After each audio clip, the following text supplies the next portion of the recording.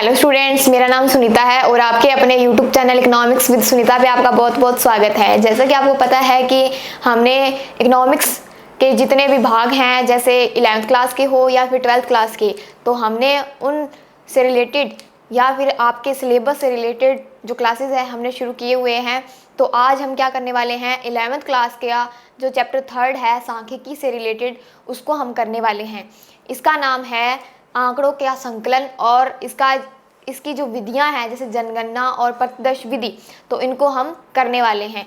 तो आज हम इस क्लास के अंदर जनगणना विधि के बारे में पढ़ने वाले हैं।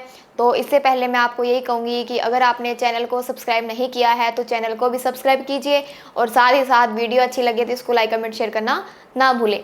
तो सबसे पहले मैं आपको कहूँ कि अगर आपने पिछला जो चैप्टर था 11th क्लास का आंकड़ों का संकलन, उसको अगर आपने अच्छे तरीके से पढ़ा है तो आपके लिए ये चैप्टर बहुत ही आसान रहने वाला है। तो इसके अंदर हम पढ़ने वाले हैं जनगणना विधि। तो चलिए शुरू करते हैं आज की क्लास।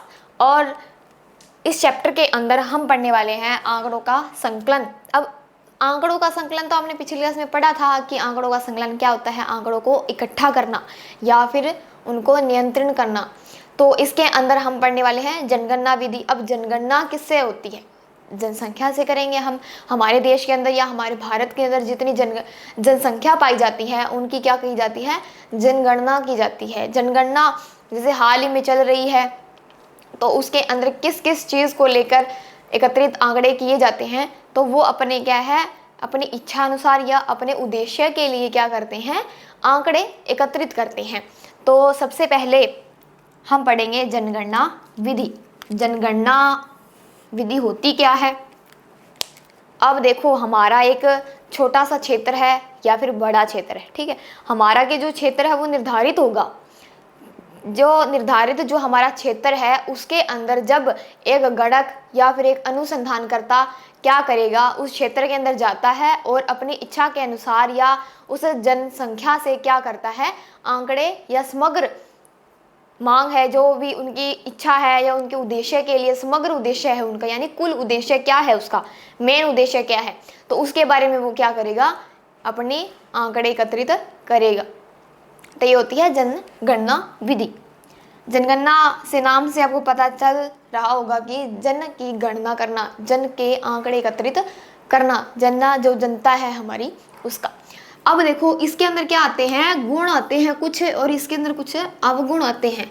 हमें पता होगा कि हमने जब आंकड़ों का संकलन किया था तो उसके अंदर कुछ विधियां की थी। उन विधियों के अंदर भी क्या पाए जाते थे, कुछ गुण पाए जाते थे और कुछ अवगुण पाए जाते थे। वैसे ही है, जैसे जहाँ सही चीज़ होती है वहाँ थोड़ी गलत चीज़ होती है, तो वही जैसे जहाँ पे गुण है वहाँ पे दोष भी पाए जाते हैं। तो हम पढ़ेंगे गुण। गुण के अंदर क्या आते हैं, विश्वसनीयता। विश्वसनीयता क्या होती है, यानी जब कोई भी आंकड़े एकत्रित करता है, कोई अनुसंधान करता, तो वो क्या करता है, घर घर जाता है, पूछताछ करता है। तो उसमें क्या करता है, वो आंकड़े खुद लिखता है कि उसने किस किस चीज़ के बारे में लिखा है, किस किस चीज़ के बारे में पूछा है, उसने क्या है, संपर्क स्थापित किया है उस व्यक्ति के साथ। तो वो क्या है, विश्वास करने लायक वो आंकड़े होते हैं। आगे क्या है, शुद्धता। अब आंकड़ों पे हमें विश्वास है तो उसमें क्या है, शुद्धता भी पाई जाती है कि वो आंकड़े क्या हैं, सही है। फिर क्या है, पक्षपात की कम संभावना। अब पक्षपात कैसे हो सकता है कि अगर जैसे मान लो हम किसी व्यक्ति के पास गए आंकड़े एकत्रित करने के लिए, तो हमें क्या है, उस व्यक्ति की भाषा, उसका रहन सहन, वहाँ के रीति रिवाज हमें क्या है, पता होते हैं। या फिर कोई भी अनुसंधानकर्ता उसके पास जाएगा तो उसको सभी चीज़ों के बारे में पता होगा, इसलिए वहाँ पे पक्षपात की संभावना कम रहती है कि वहाँ पे आंकड़े हमें क्या है, सही ना मिले हों। क्योंकि अगर हमें उन चीज़ों के बारे में पता है, हमें उस चीज़ की नॉलेज है, तो हम क्या करेंगे, हमारे जो आंकड़े हैं वो क्या है, शुद्ध ही होंगे, विश्वास करने लायक होंगे। फिर बात करते हैं विस्तृत सूचना। अब विस्तृत सूचना क्या है, विस्तृत यानी कि हमें जितनी सूचना हमें प्राप्त करनी है किसी व्यक्ति से, जितनी हमारी इच्छा के अनुसार या हमारा जो उद्देश्य है उससे रिलेटेड, या हम हमारे विचार के अनुसार, ठीक है, तो उनसे हम रिलेटेड क्या है, आंकड़े एकत्रित कर सकते हैं। तो इसलिए क्या है, इनकी सूचना क्या होती है, विस्तृत होती है, बड़े क्षेत्रों के लिए होती है। फिर क्या है, विभिन्न विशेषताओं का अध्ययन किया जाता है। जनगणना विधि एक ऐसी विधि है जिसके अंदर क्या है, अलग अलग उद्देश्यों को उठाया जाता है और अलग अलग उनकी विशेषताओं के बारे में बताया जाता है, और वो क्या है, आंकड़े एकत्रित करते हैं। फिर हम बात करते हैं अवगुणों की। अवगुणों क्या है? खर्चीली विधि है। अब कोई अनुसंधान करता है, वो घर घर जाता है, किसी क्षेत्र के अंदर जाता है, तो वहाँ पे क्या है, उसको क्या है, उस जो खर्चा है उसको वो लगता है, उसका समय भी खराब होता है, तो उसके अंदर क्या है, वो उसका खर्चा या खर्चीली विधि बन जाती है। फिर क्या है? अधिक मानव शक्ति। अब मानव शक्ति क्या होती है? मानव शक्ति के अंदर आते हैं गणक। गणक क्या होते हैं? अनुसंधानकर्ता। अगर जनगणना विधि के अंदर हम जब आंकड़े इकट्ठे करने के लिए जाएंगे या कोई अनुसंधान करता जाता है, तो उनको क्या है, अधिक मानव शक्ति की जरूरत पड़ती है। मानव शक्ति यानी कि अधिक गणकों की आवश्यकता पड़ती है, अधिक अनुसंधानकर्ताओं की आवश्यकता पड़ती है। अगर हमारे पास अच्छे अनुसंधानकर्ता नहीं है तो क्या होगा, आंकड़े इकट्ठित नहीं होंगे।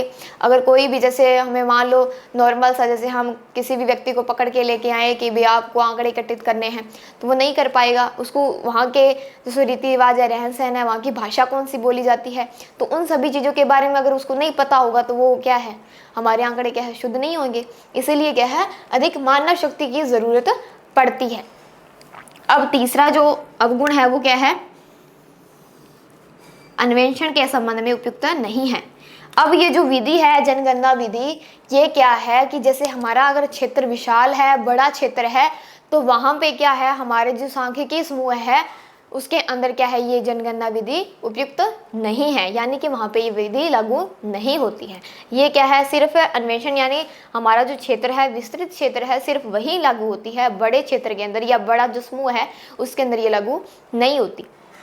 अब देखो, जनगणना विधि की अगर आप विधि की मैं बात करूं, अगर इसमें आपको कुछ समझ में नहीं आता है तो आप एक एग्जांपल से समझ सकते हैं। जैसे कि अब देखो, मारुति सुजुकी गाड़ी है, कार है।